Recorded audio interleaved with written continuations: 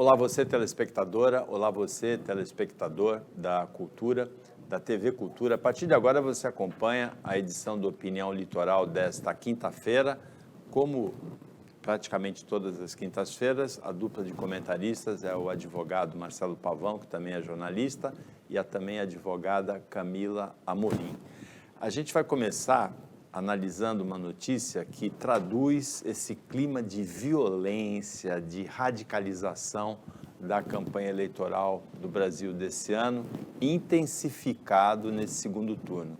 Pavão, em Itanhaém, um petista que morava junto, amigo de um bolsonarista, o petista 42 anos, bolsonarista de 52, o petista ouviu do bolsonarista uma coisa que muita gente está ouvindo de bolsonarista, sim. Muita gente que vota no Lula, se você vota no Lula, você é ladrão, igual ele e tal. Ele reagiu, o bolsonarista, pelo relato dele, tentou atirar uma panela nele, tirou a faca do bolsonarista e matou a faca. É muito importante, você falava isso ontem na rádio, é muito importante respeitar o pensamento do outro, não é? Boa tarde. Boa tarde, Paulo. Boa tarde, Camila. Boa tarde a todo mundo. Paulo, independente de ideologia, de preferência política, seja qual for o candidato que cada um tem o direito de escolher, a questão precisa parar no âmbito político. O que a gente tem visto no Brasil, em grupos de redes sociais, grupos de WhatsApp, grupos de qualquer situação, é uma animosidade, é uma agressividade desmedida de todos os lados. Neste caso aqui, foi um eleitor do ex-presidente Lula que matou um eleitor do atual presidente Jair Bolsonaro. Já tivemos outros casos. Brigas estão em tudo que é lugar. Eu mesmo saí de vários grupos de WhatsApp, porque eu cansei não apenas de ver agressões, sofrer agressões, das pessoas que se conhecem há décadas, se agredindo gratuitamente, colocando palavras absolutamente fora de qualquer contexto decente de ser. Então, está extrapolando em muito a questão da preferência do voto. Então a gente precisa e deve respeitar. Se você está numa rede social e não concorda com o que outra pessoa postou, disse, não é para você entrar lá e ficar agredindo a pessoa. Simplesmente passe reto, delete, bloqueie, não comente. Isso não é política, isso é agressão. Neste caso aqui específico de Itanhaém, duas pessoas que moravam juntas há 5 anos. E como o Paulo falou, houve essa situação de um falar que quem vota no ex-presidente Lula é ladrão. E o outro, que é o eleitor do Lula, falou, mas você está comendo a comida que o ladrão comprou. Então, assim, morreu por nada. Morreu por nada. Um vai para a cadeia, até o delegado já descaracterizou até a legítima defesa. Quem dá 8 facadas não tem legítima defesa. Então, assim, a vida de um foi para baixo da terra e o outro vai ser encarcerado. Todos perdem. Ninguém está interessado nessa briga e os dois perderam. Daqui a pouco não vão nem lembrar o nome de um ou de outro. É que nem o outro que estava comemorando aniversário e foi um antagonista lá dar tiro. Isso está espalhando. A gente precisa, seja qual for a sua posição política, nós precisamos e necessitamos defender o respeito, Paulo. Não dá para a gente admitir, dar desculpas, justificativas, ouvir como... mas... Não tem mais. Você tem o direito de votar em quem você quiser. Quando você quiser. É um direito sagrado de uma democracia. Agora, quando a gente apoia a violência, e aqui eu não estou falando de um ou de outro, de todos, Quem apoia a violência precisa ser barrado, precisa ser denunciado. Quem instigar violência, denuncie, porque se a gente não se posicionar, assassinatos continuarão, mortes continuarão, agressões continuarão e, no final das contas, quem perde somos todos nós, Paulo. Camila, sobrou alguma coisa para você falar ou o Pavão acabou com tudo já? O Pavão tá de implicância já comigo, mal começou. Quanto tempo que a gente não fazia programa juntos, Pavão? Eu tô com muitas saudades no meu coração de você. Eu só quero acrescentar que o que eu vejo é que a intolerância que a gente tem hoje no mundo em relação a tudo, na política ela tá indo a ferro e fogo. Então parece assim, a gente sempre teve essa intolerância religiosa, a sexual, enfim, sempre tivemos tudo isso. Não é novidade para ninguém. O que está nos assustando agora em relação a eleições, política, é porque as pessoas estão indo ao final dos seus discursos. Então é aquela coisa, você é ladrão, mas você também não é, mas o outro é genocida, mas não sei o quê, mas não sei o quê. E vai olho por olho, dente por dente, se resolve a questão ali. E não é isso. Precisa ter, mas meu saco tá cheio. Gente, o de todo mundo tá. Acha um pouquinho mais, porque não dá para ser assim. Não dá para ser intolerante nesse nível. E opiniões fazem parte da vida. E é gostoso a gente ouvir, olha aqui, vocês estão nos vendo, nós estamos aqui fazendo a bancada justamente por isso, porque é bom ter opiniões. E não é porque não é a mesma que eu vou sair avançando em alguém. Então, assim, é a intolerância que a gente tem há muito tempo que está indo às vias de fato.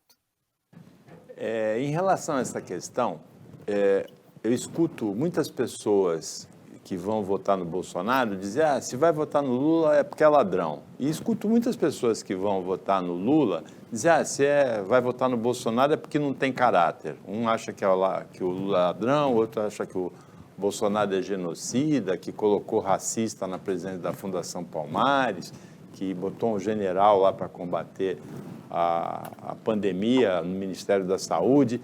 Um aponta o erro do outro. É importante a gente saber, o bolsonarista saber, que a única coisa que ele pode saber sobre o eleitor do Lula é que ele pensa diferente dele mesmo. E o eleitor do Lula, a única coisa que ele pode saber sobre o eleitor do Bolsonaro é que ele pensa diferente. Só isso. A única coisa que a gente pode saber é isso. O fato de votar no Bolsonaro não significa que a pessoa tenha mau caráter. O fato de votar no Lula não significa que a pessoa seja um ladrão, seja um corrupto. Isso é um absurdo. A única coisa que a gente sabe é que o outro pensa diferente da gente, tem outros valores, tem outra escala de importâncias.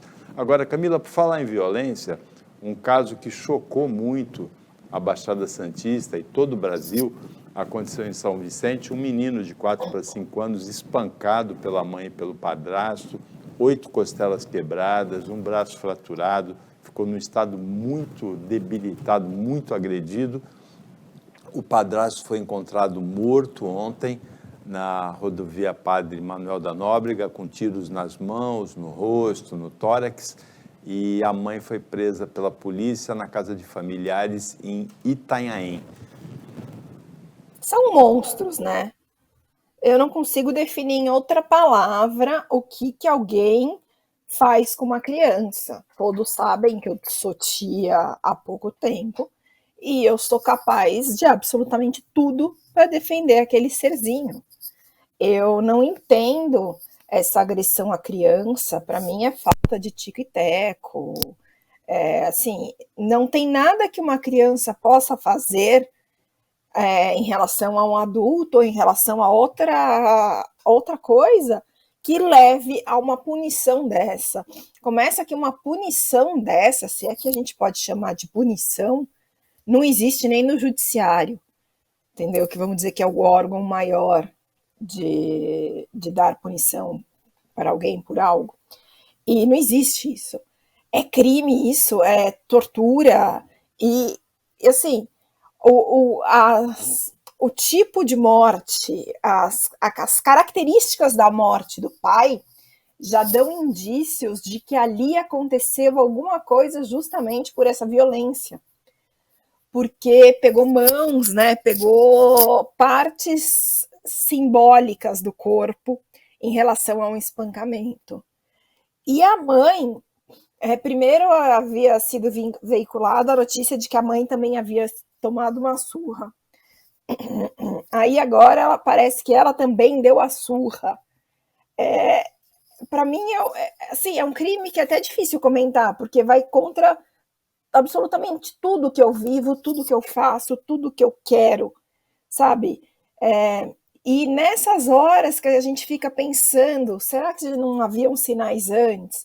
Que um conselho tutelar pudesse ter intervido, que a polícia já não pudesse ter tomado alguma atitude? E a gente começa com essa elucubração, que dificilmente vai ser esclarecida, de se não poderia ter sido feito nada a favor desse menino. Mas não tem justificativa. Dessa vez não sobrou nada para o Pavão comentar. Eu só vou dizer para você, Pavão, que a notícia é tão triste que a repórter Nina Barbosa, da TV Tribuna, afiliada da Globo daqui da nossa região, ontem, ao relatar, terça-feira à noite, ao relatar esse caso, ela chorou diante da câmera, o que é perfeitamente justificável. Eu tenho um grande carinho pela Nina, que foi minha aluna na Faculdade de Comunicação da Católica de Santos, e a reação dela é perfeitamente natural, porque é um caso tão triste que é até difícil da gente comentar, né? A Camila esgotou o assunto, não? Olha, brilhantemente, eu tenho a maior honra de falar depois da Camila, isso aí é o de menos. Paulo, eu estava ouvindo a Camila, estou ouvindo você, eu vi a matéria da Nina ser veiculada, eu estou aqui falando, estou segurando um pouco a emoção, porque a gente fala assim de uma criança que foi espancada porque estava fazendo bagunça, porque estava brincando. Então, assim, onde que a gente está imaginando aquela coisa os pais eram separados, o menino ficava com o pai, ele estava com um período com a mãe e com o padrasto. Não está afim de cuidar do filho, você não, sabe, não vamos entrar no mérito, deixa com o pai. Não passasse por isso, esse menino teve costelas quebradas. Esse menino teve que ser reanimado, porque ele estava já em pré-morte. Então é tão horroroso, é tão brutal, é tão, sabe, não dá para descrever o que acontece. E a gente precisa começar a falar de coisas mais, do querer ter filho. Para que ter filho? Porque você ter filho, para tratar um filho assim, para dizer que eu bati no meu filho e por isso ele é uma pessoa correta. Então, assim, é tão fora de propósito o que a gente está falando, que a gente precisa começar a questionar, sabe? Antes de ter filho, pensa, sabe? Usa um contraceptivo, usa uma camisinha, para depois não falar que o filho tem que ser espancado ou vai ser espancado porque você não gosta da bagunça. E tá cheio de gente que é um tapinha não dói, criança que não apanha não é reta. A gente está cansado de ver isso. E isso, a gente estava falando agora há pouco de respeito na política, e essa notícia, ela é política sim. E não estou falando de Bolsonaro, estou falando de todos, porque as pessoas buscam nos seus líderes autorização expressa para fazer isso. Eu não estou falando de nenhum, estou falando de todos. Todos que admitem e se calam contra a violência são cúmplices. Seja qual for a ideologia, partido, credo, time de futebol, quem aceita violência é cúmplice. Então a gente tem falado aqui na opinião, não basta mais não ser racista, tem que ser antirracista. Não basta mais ser contra a violência, tem que ser antiviolência. Não dá mais para a gente continuar acoitando isso. Tá? E uma coisa que eu faço aqui, o meu apelo aos dois candidatos ao governo do estado de São Paulo que estão no segundo turno. Está na proposta de um deles tirar as câmeras dos PMs, porque a letalidade caiu, e ele fala que é para acabar com o constrangimento do policial. Ora, senhor candidato, constrangimento quando o policial está sendo filmado, a gente precisa. E outra coisa, a Camila falou de conselho tutelar. Está na hora do conselho tutelar ficar aberto 24 horas de plantão. Chega dessa história de horário comercial para conselheiro tutelar. Criança não tem hora para apanhar e ajuda não tem hora para ser pedida. Olha, tem uma notícia na pauta que quase 700 quilogramas de cocaína foram apreendidos ontem no Porto de Santos. Com a apreensão de terça-feira, a soma já é de 1.200 quilos, 1,2 toneladas de cocaína. Eu nem vou passar para o Pavão e para a Camila, porque eu já decorei o que eles vão falar, de tantas vezes que a gente tem essa notícia. Eu só vou falar uma coisa, Paulo, parabéns aos cachorros. Eles vão falar do cão farejador, da amostragem de 10% das cargas, ou seja, se pega 20, 25 toneladas, que vai ser a apreensão total esse ano, é porque 200, 250 passaram, e vão dizer também que o volume de dinheiro envolvido aí é tão grande que a criatividade, os melhores profissionais são contratados. Então, a gente vai para o intervalo e vira para outra pauta depois do intervalo. É isso aí, Paulo.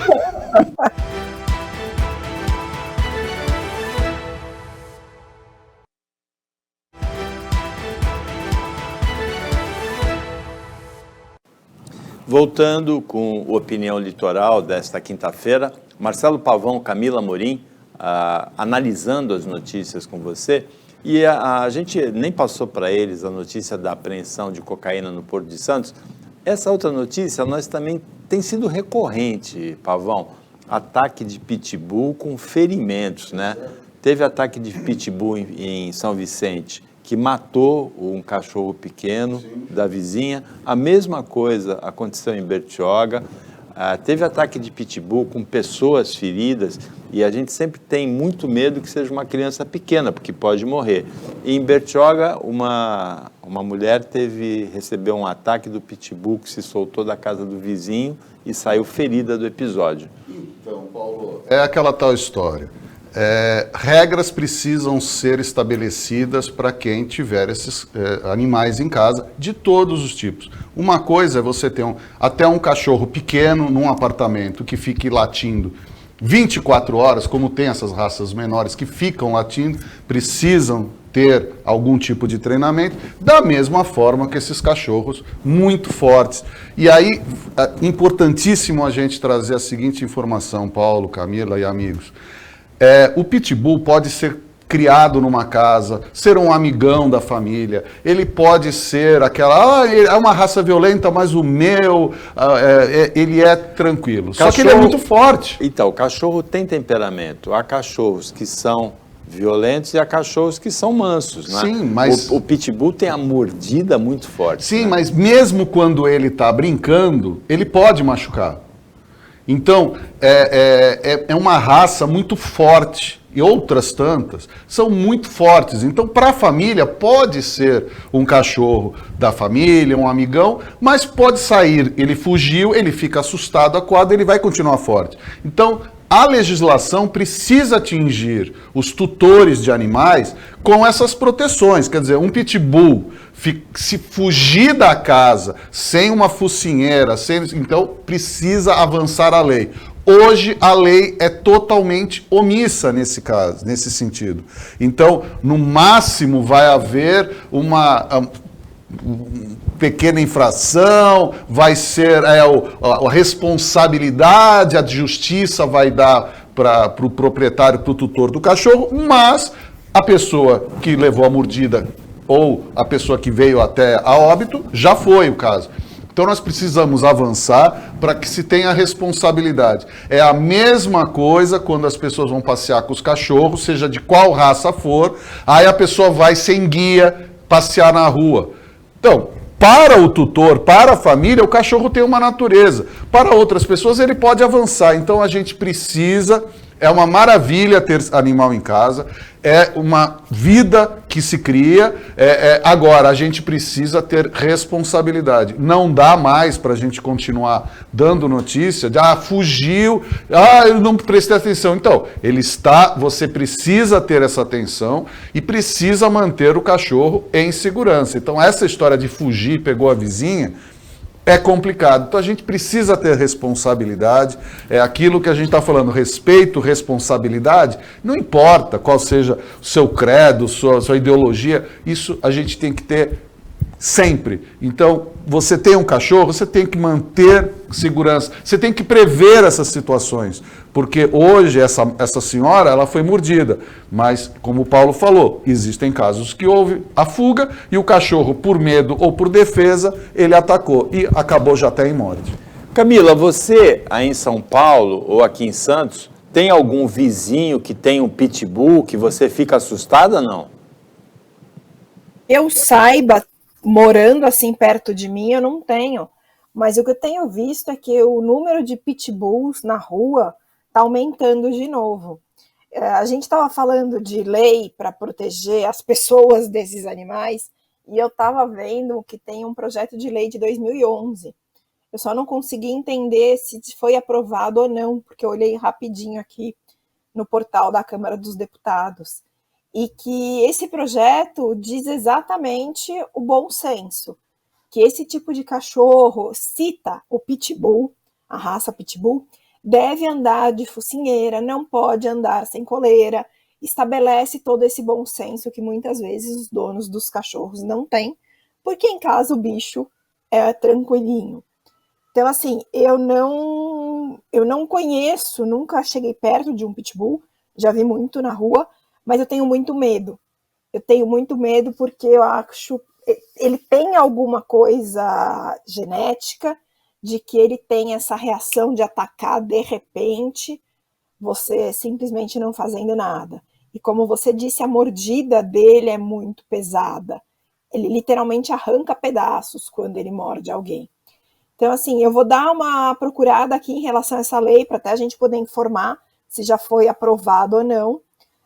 E aí, existindo a lei, precisa haver fiscalização, né, Paulo? Porque quanta lei que a gente tem e não tem fiscalização e acontecem os crimes. O que as pessoas parece que não entendem muito é que uma mordida de certos cachorros te deixa inábil para muita coisa, até para o trabalho.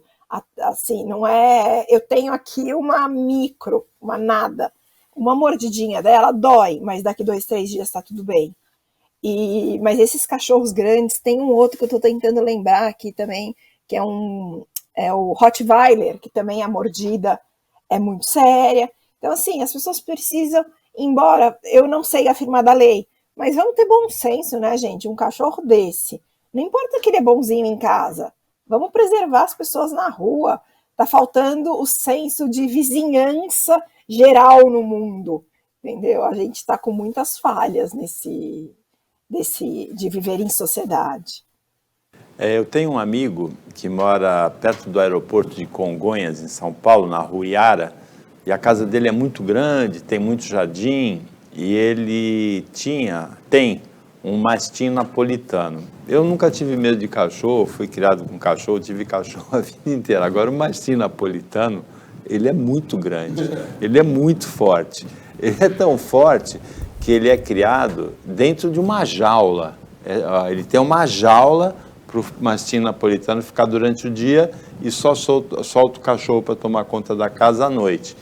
E tinha um Doberman, que também é um cachorro forte, sim, mas perto do mastim napolitano é nada. É um pincher. É um pincher. É um pincher. E esse Doberman provocava o mastim napolitano dentro da jaula.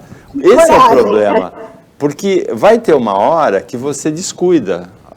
Teve um dia que ele fechou a jaula assim de uma maneira inadequada, não foi perfeito o fechamento, o mastim napolitano fugiu, esse cachorro imenso, né? A primeira coisa que ele fez foi matar o Doberman, né? Matou como se fosse uma pulga, matou o Doberman. Então esse é o problema. Você ter um cachorro desse, a vigilância precisa ser permanente, sim, porque o acidente, a tragédia pode acontecer num mínimo descuido pode provocar uma tragédia. Agora, Pavão, tem notícia boa também. Santos ficou em 13º lugar no ranking das cidades mais inteligentes e conectadas do Brasil, uma posição boa, sendo que em primeiro lugar em urbanismo. E os destaques também, urbanismo em primeiro lugar, destaques também para governança e meio ambiente. Meio ambiente segundo, né? É o segundo. É o trabalho que está sendo visto, né? É assim, eu gostaria muito que esse ranking também abrangesse a Zona Noroeste, os morros, as nossas favelas de palafita aqui, eu gostaria muito. A gente sabe que não abrange. Na verdade, o estudo abrange, é que a qualidade que coloca Santos nessa posição, ela não é igualmente distribuída pela cidade então, toda, assim, né? É isso que você está querendo dizer. Exato, Né? No dia que a gente tiver essa distribuição para toda a cidade, aí eu acho que merece uma festa, mas já há um avanço. Na verdade, isso teria que ser distribuído para toda a região, porque Santos concentra uma boa parte da riqueza, da qualidade de vida, mas a região é conurbada, é inteiramente interligada, né? Então você atravessa uma rua de Santos, você está em São Vicente, né? Sim. Você atravessa uma balsa de Bertioga, você está em Guarujá. É o que a gente fala, né? Existe o órgão, né? São Vicente e Praia Grande também são a colados. AGEM existe, mas a gente sabe que a AGEM e nada é a mesma coisa, né? A gente sabe que não faz nada. A metropolização um dia vai chegar a Santos. Mas a gente tem que comemorar esses resultados, porque são trabalhos que estão sendo feitos. E eu queria destacar aqui, assim, eu tenho acompanhado o trabalho do secretário Marcos Libório, do Meio Ambiente. É difícil você pegar esse homem parado, porque ele está de segunda a segunda com ou palestras, ou fazendo recolhimento de lixo, ou fazendo... Só trazer ele aqui, então, né? Vamos trazer, não, é perfeito. E o governo atual, e eu faço isso muita questão, a gente bate muito, é muita oposição. Eu nem votei no prefeito Rogério Santos, tá? Isso eu já declarei antes, declaro agora. Mas eu estou gostando desse desempenho, porque eu estou vendo o trabalho. E é isso que a gente quer como munícipe. Podemos discordar de muitas coisas, mas eu estou vendo o trabalho. Estou vendo... O próprio Paulo Schiff faz questão de falar que eu nunca acreditei no VLT. Está andando o VLT, está vindo para o centro, vai para o Valongo. A gente está vendo o trabalho da recuperação do mercado municipal, o trabalho aqui do centro, está voltando a cultura, a gastronomia para o centro. Nós estamos vendo a zeladoria da cidade está ocorrendo. Ficou muito tempo meio relegada ao abandono. A gente está vendo a cidade ser cuidada e esse urbanismo que a gente está aqui, e aí eu lembro do saudoso Jaime Lerner, que trouxe algumas ideias para Santos, não sei se são essas que estão sendo implementadas, mas é muito importante esse trabalho, a gente está vendo a coisa acontecer, e é isso que é muito importante. Está sendo feito agora, antes tarde do que nunca, sim, mas está sendo feito. Duas explicações para o telespectador, para a telespectadora. Primeiro, que o Marcelo Pavão é o São Tomé da equipe de comentaristas. São Tomé foi aquele apóstolo que falou que só acreditaria que o Cristo ressuscitou se enfiasse o dedo na chaga dele, na mão, né? E eu estou andando de VLT, então eu acredito. O Pavão, ele não acredita que sai a ponte, não acredita em VLT, ele não acreditava em nada, ele queimou a língua com o VLT. Tem, inclusive, uma sugestão para você. Em Campos de Goytacazes tem um monumento, o Farol de São Tomé, que você deve visitar em Campos de Goytacazes. Eu já fui Farol de São Tomé, Paulo. É lá que tem a base dos helicópteros da Petrobras. Campos de Goytacazes. É isso, Campos de Goytacazes. Eu conheço o Farol de São Tomé. A gente pode mudar esse nome para Farol de Marcelo Pavão. E ele citou o Jaime Lerner, um grande urbanista que foi governador do Paraná, foi prefeito de Curitiba, revolucionou Curitiba, né, em conceito de urbanismo. Em Santos, algumas ideias do Jaime Lerner, por exemplo, em relação ao dique da Vila Gilda, viraram projetos, mas já são ideias, essas mais recentes, do Instituto Jaime Lerner, porque, infelizmente, ele já morreu, Camila Amorim. Pois é, ele já morreu, infelizmente, né? Eu sempre brinco que gente boa assim devia ser para sempre, devia ficar por aí, porque a gente precisa. Mas em relação a Santos, a parte de urbanismo, Vale a gente falar lá atrás de Saturnino Brito, né? Os canais que nós temos projetados, que são não só bonitos aos olhos, mas são muito eficientes, foram projetados bem lá atrás por ele. Então, assim, Santos encanta aos olhos, eu acho que principalmente pelo jardim que nós temos, agora por tudo que está acontecendo no centro, esse up que estão tentando dar, e também pela questão logística, urbanística. Eu hoje vejo Santos, eu morei aí 3 anos antes da pandemia, né? Tenho apartamento aí até hoje para fazer meus bate e voltas. E Santos encanta, porque o que acontece para mim, né? Santos eu comparo com uma mini São Paulo. Você tem tudo aí que você precisa. Você não precisa sair de Santos para ir atrás de outras coisas como em outras cidades. E ao mesmo tempo, Santos não é só Santos. Como vocês estavam dizendo aí no estúdio, Santos é Bertioga, Guarujá, Santos, São Vicente, Praia Grande, é tudo uma coisa só. Eu não sei dizer por qual meio de transporte, mas talvez se você mudar de um para outro, você consegue fazer essa rota inteira sem ficar em nenhum espaço vazio, vamos dizer, nenhum espaço de mato. E Santos tem progredido muito. Veja a vacinação como foi para Santos. Santos sempre esteve em excelente colocação no ranking de vacinação do Brasil. Santos tem atrativos culturais. Santos está com escolas de excelentes níveis, que não perde para região nenhuma do Brasil. Enfim, a gente tem sim uma cidade a ser reconhecida pelo que ela é. E eu acho que não só pelo que ela é, mas pela história que ela fez para chegar aonde ela está. Então, assim, parabéns, Santos. E quem nunca explorou essa grande Santos com Bertioga, São Vicente, explore, porque é muito legal, tem muita coisa. Eu moro ali no 1. Eu demorei muito tempo para entender que depois de uma quantidade de quarteirões, começava outra cidade.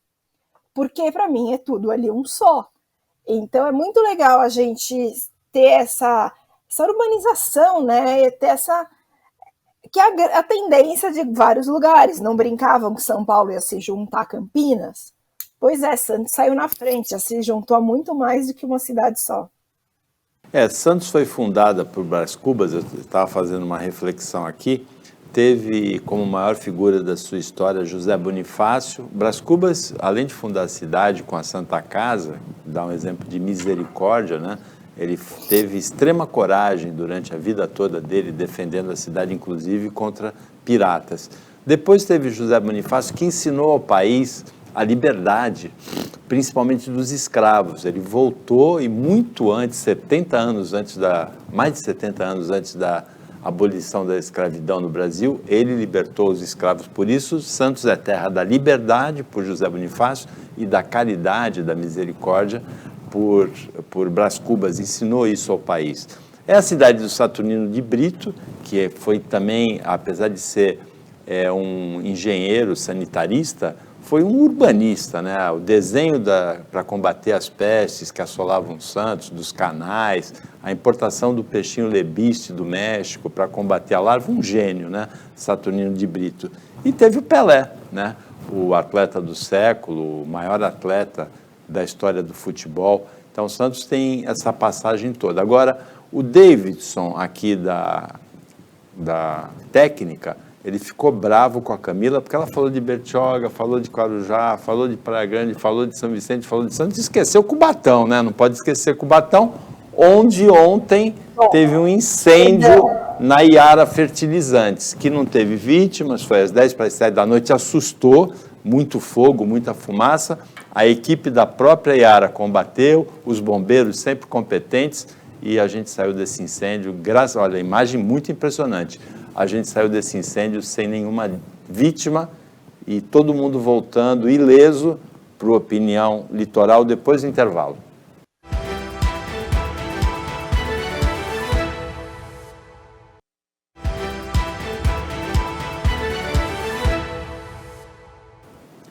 Voltando com o Opinião Litoral desta quinta-feira, agora é o último bloco, o Marcelo Pavão e a Camila Amorim vão analisar agora esse começo, essa primeira semana do segundo turno. IPEC, a primeira pesquisa ontem mostrou Lula com 55%, Bolsonaro com 45%, e os apoios foram se distribuindo, né?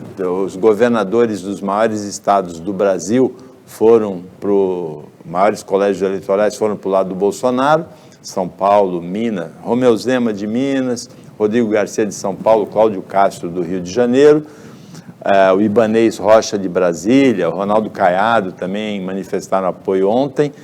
Para o lado do Lula, foram a Simone Tebet, a candidata do MDB, da coligação com o PSDB, também o PDT, com o Ciro Gomes, meio retraído, assim, mas apoiando o Lula, Helder Barbalho, do Pará, né? Então, esses apoios se distribuíram nessa pesquisa. O que só você viu nesse quadro todo, hein, Marcelo Pavão? Fernando Henrique Cardoso e os tucanos de alta plumagem, né, antigos, o PSDB devastado pela eleição, declararam apoio ao Lula. Olha, Paulo, eu vejo o seguinte, não Você gostou do discurso da Simone Tebet? Eu gostei. Eu vejo a Simone Tebet como uma liderança política que surgiu nacionalmente, ela já era uma liderança no na Mato pandemia, Grosso. né? Eu acho, Paulo, que durante a pandemia, o trabalho da senadora Simone Tebet pode até ser mal interpretado, porque foi muito politizada a pandemia, embora eu concorde com o posicionamento dela, mas eu acredito, eu penso que durante a pandemia a gente pode até fazer, mas enquanto candidata, a senadora Simone Tebet, ela se apresentou com uma liderança muito forte e que é uma liderança para ficar. Independente se ela está apoiando esse ou aquele candidato, mas eu vejo que a Simone Tebet ainda vai aparecer muito no cenário nacional. É uma mulher, uma política, uma líder que a tendência é crescer. E sim, gostei do discurso dela, como gostei também do discurso do governador do Rio, Cláudio Castro, porque a gente precisa enaltecer, sim, as posições divergentes. Eu não concordo com quase nada com o que o governador Cláudio Castro prega, mas ele pregou, ele fala de forma pragmática, de forma centrada, de forma propositiva. Então, é uma liderança também que merece ser ouvido, que é o governador Cláudio Castro. O lado que eu vejo muito ruim, governador de São Paulo, o Rodrigo Garcia, não que por outro motivo, pelo apoio que ele deu, mas pelo desprezo que ele teve com o partido que o acolheu, o PSDB. Porque ele declarou apoio, ele não consultou ninguém. Então, isso, para mim, foi a nota negativa do apoio. Independente se ele apoia esse ou aquele. Eu não vejo problema nenhum. Quem votou no Rodrigo já deve ter votado em algum candidato. Nem todo mundo, viu, governador? Tem gente que votou no senhor que não vai votar no candidato que o senhor apoia.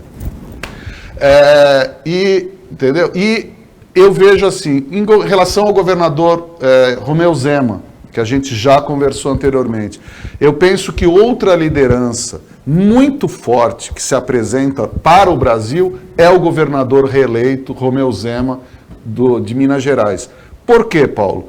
Porque o Romeu Zema, no primeiro turno, ele ficou com o Felipe Dávila, que era o candidato do Partido Novo.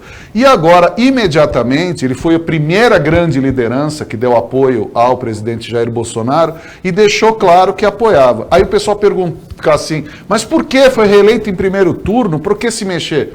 Porque é uma questão de sobrevivência política e de apresentação para o futuro. Romeu Zema é candidatíssimo à presidência da República em 2026.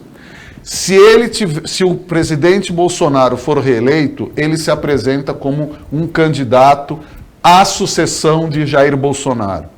Se Jair Bolsonaro não for eleito e entrar o Lula, ele já se apresenta como o governador da oposição.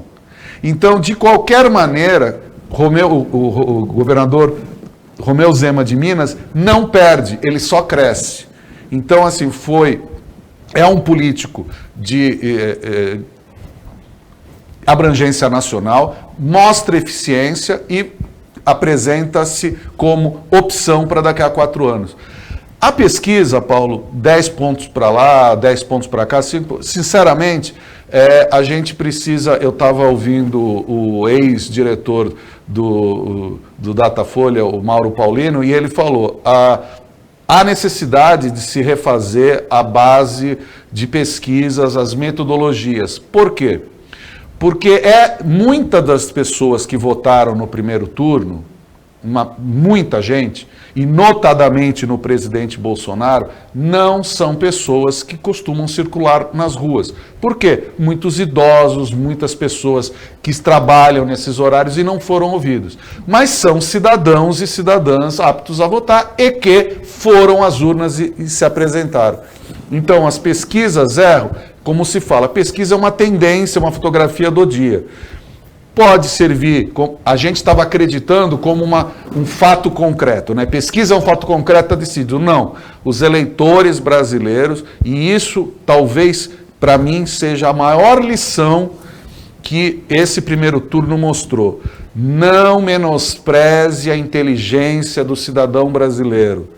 Porque muita gente se levantou da cama, foi com bengala para votar, e notadamente no presidente Bolsonaro. E essas pessoas deram um recado muito forte para toda a nação.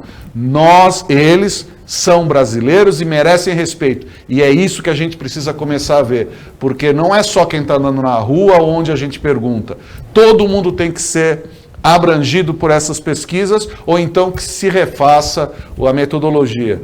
Então, eu acho que o jogo está aberto, Paulo. Eu não... Dizer agora, o Lula vai ganhar, o Bolsonaro vai ganhar, é axiologia pura. Porque a população mostrou que não está indo votar para jogar fora seu voto, está indo para votar consciente, seja em quem for, mas está indo consciente. E é isso que o povo brasileiro, democraticamente, mostrou ao mundo, que aqui há uma democracia sim, e cada um vota em quem quiser, sem cabresto. E votaram e deram essa votação expressiva para o presidente Bolsonaro, como para o presidente Lula, conscientemente. E esses apoios de segundo turno, eles meio que mexem no caldeirão, mas não alteram muito não, porque o foco ainda é Lula e Bolsonaro. Realmente, o Brasil vive uma democracia desde 1988, são 34 anos, né, que a gente completa de democracia, e a gente sente que ela vai amadurecendo. Esse movimento, por exemplo, de levar os mais idosos que não têm o voto obrigatório para votar, que muitos filhos, muitos netos fizeram, mostra o interesse em direção à eleição. E não é só esse movimento. O movimento recorde de jovens que se alistaram entre 16 e 18 anos para votar mostra o interesse também. E aí a democracia tem aspectos muito ricos. O deputado federal mais votado no Brasil tem 26 anos, Nicolas Ferreira, blogueiro, polêmico, bolsonarista, né? 1,5 milhão de votos. Mas o deputado estadual mais votado em São Paulo, e provavelmente no Brasil todo, eu ainda não fiz a pesquisa, é um octogenário, Eduardo Suplicy, que tem uma vida toda dedicada ao projeto da renda mínima e que teve a candidatura alavancada por um candidato de outro partido presidencial, que foi o Ciro Gomes, que batizou com o nome dele o projeto de renda mínima que ele levava para a nação. Então a democracia eu não concordo com o Churchill que seja o pior modelo de governo, tirando todos os outros, né, que seja o melhor. Ela é maravilhosa, não é, Camila? Sim, a democracia é muito importante. E o que eu vi, que eu achei muito engraçado dos idosos, não é que eles foram votar porque teve filho pedindo, teve neto pedindo. Não, eles foram porque eles quiseram. O pedido de ir às urnas foi deles. Então, é mostrar que realmente a democracia tem espaço para todo mundo. E eu acredito, não sei como eu estarei daqui a uns anos, se estarei tão bem quanto o Paulo quando chegar aos meus 1000 anos. Mas eu acho de extrema importância a gente votar. Por isso que eu sempre digo que, para mim, o voto nulo ou não comparecimento para uma eleição não cabe ao tipo de pessoa que eu sou. Eu me surpreendi muito agora em relação às pesquisas. Há um tempo atrás, salvo engano, foi com o Marcelo Marsarioli, comentarista aqui, ele já havia dito alguma coisa em relação às pesquisas. Eu sempre acreditei nas pesquisas e eu me surpreendi muito em relação à diferença, né, do que era apontado do que veio das urnas. Mas eu também acredito que por tudo que está acontecendo, né, essas baixaria atrás de baixaria, que muita gente vota no Bolsonaro, mas não fala que vota no Bolsonaro. Porque existe uma vergonha intrínseca por tudo que ele fala, né? Porque para mim quem fala vai fazer uma hora, e por tudo que ele apresentou-se nesses 3 anos e meio no poder. Então eu acho que esse é um fator que talvez deva ser levado em consideração para essas eleições. Eu espero que não, embora eu sei que eu esteja errada, gostaria que a gente tivesse um segundo turno tranquilo. Mas eu acho que não teremos de novo, por conta das pessoas estarem desestabilizadas emocionalmente. Então, vamos ver o que virá. Me assustei muito com o apoio do FHC ao Lula. Eu sempre brinquei que, para mim, o FHC era um candidato que deveria ser eterno, que se eu pudesse eu votaria nele, nele, nele. Eu admiro ele como político, como cidadão, enfim, é uma pessoa que tem minha admiração total. E eu achei muito rápida essa declaração de apoio. A Simone Tebet, lá atrás, quando começou a campanha dela, foi veiculado em alguns jornais, eu não vou lembrar qual agora, que ela declarou já no início que se perdesse apoiaria o Lula. Então, para mim, não foi nada que era previsto. E como o Pavão disse, a Simone tem um mundo político a ser descoberto. E certamente ela deve ficar agora na vitrine, né? Para quem sabe, daqui 4 anos a gente venha a ter uma candidata forte. Porque, infelizmente, há muito tempo que a gente fala que a terceira via não ia virar. O Ciro Gomes virou o picolé de chuchu. Ele está tomando uma posição no Alckmin de ser absolutamente nada. Então, eu acho que não vem daí. E os outros apoios todos já eram muito esperados, né? O que eu vejo aí é particular, e vou fazer um pedido: parem de tentar me canonizar. Eu ainda não sei em quem eu voto. As pessoas hoje estão parece que elas acham que elas têm a missão de fazer com que você queira a mesma coisa que ela, e o mundo não é assim. Vejamos todos esses políticos, vejamos todas essas celebridades que estão apoiando um ao outro, ou o outro, e o que tem acontecido. Então, eu acho que assim, a gente está agora de vez politizado, assim, politizado no sentido de que virou, você não sabe mais o que esperar de ninguém. A gente está aqui conversando, nós 3, conheço bem vocês 2, mas não me surpreende se ninguém de última hora resolver votar em outro candidato ou em outro, porque eu acho que a gente está no momento de verificação de crenças, de verificação de propostas. A gente quer o melhor, mas a gente está tudo meio barata perdida. Tem eleitor envergonhado do Lula, tem eleitor envergonhado do Bolsonaro também, né? Porque está muito polarizado, é difícil você desafiar o outro que pensa diferente de você. Agora, é sempre importante se manifestar. Eu penso assim, agora eu respeito você que pensa diferente de mim. Quanto aos institutos de pesquisa, eu sempre acreditei em pesquisas e continuo acreditando em pesquisas.